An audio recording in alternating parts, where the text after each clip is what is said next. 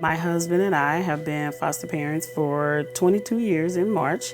We initially became foster parents because our church had an outreach ministry in the community, and we went to the children's shelter, the emergency shelter downtown, and volunteered. And I had been there for a couple of hours, and when it was time to go, the worker pulled me aside and she said, "You would make a fabulous foster parent." And I was like, "What is that? I don't know what that is."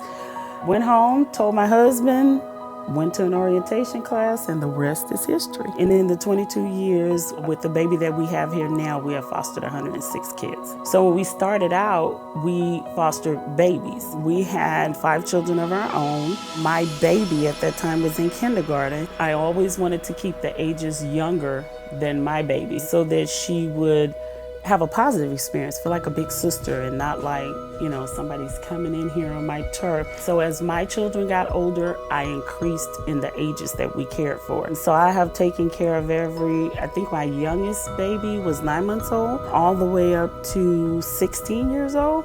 I don't take too much credit for it. I'm like, it takes lots of prayer and it takes a village. When we have new foster parents that come in, some of us more seasoned, they're mature foster parents, they kind of team us up and we mentor them. And they have our number and we make ourselves available 24/7.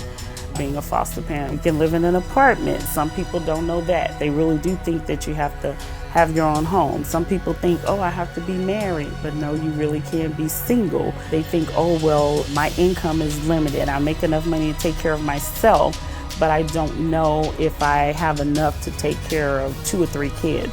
Again, you don't have to worry about that. The children come with insurance. They come with their own monthly support that is well able to meet their needs. Some of those anxieties can be resolved with just a simple phone call.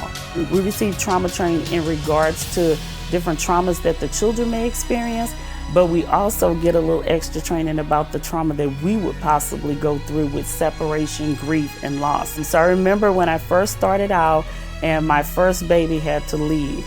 Oh my goodness, how I balled up in the bed and cried. But I had to regroup and I had to focus and I had to be clear to myself and say, why am I doing this? And so I just kind of came up with my home as being like a bridge.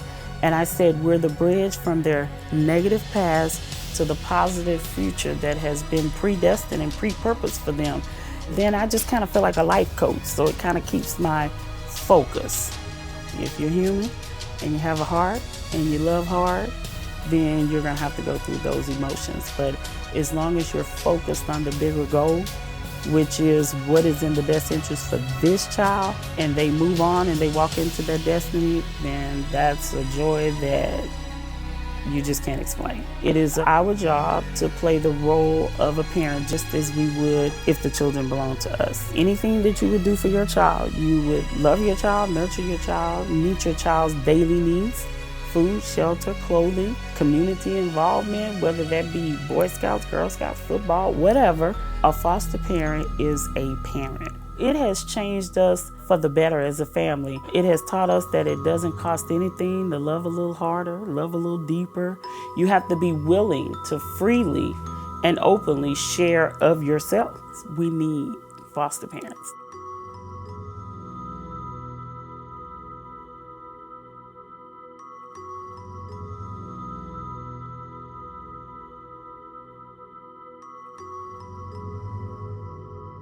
Learn more about becoming a foster parent and the community-based care network of foster agencies at familytapestry.org.